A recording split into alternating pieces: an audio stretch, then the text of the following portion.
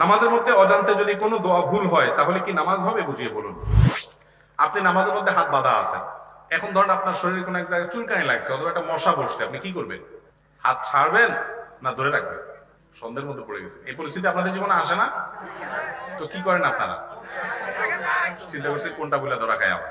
আচ্ছা থাক, দরকার নাই ধরা খাওয়ার, আমার থেকে শুনেন। আপনার যদি হাত বাঁধা অবস্থায় ধরেন মশা কামড় দিল বা খুব চুলকানি হয়েছে, তাহলে সেক্ষেত্রে আপনি হাত দিয়ে আস্তে করে মশা দৌড়ে দিতে পারেন, অথবা হালকা চুলকানি লাগলে চুলকায়া আপনার চুলকানির যে কষ্ট সেটা মিটায়া আবার আপনি হাত বাঁধতে পারেন, এতে কোনো অসুবিধা হবে না। আমরা মনে করি যে না, এই হাত বাঁধলে নামাজ মনে ছুটে যাবে। নামাজের মধ্যে হাত বাঁধা কি ফরজ না ওয়াজিব? হাত বাঁধাটা কি ফরজ না ওয়াজিব? সবাই ওয়াজিব বলতেছেন, আপনারা ওয়াজিব মনে করেন। নামাজের এই কমন মাসালাটা আমরা অনেকে জানি না। হাত বাঁধাটা সুন্নাত। হাত যদি নাও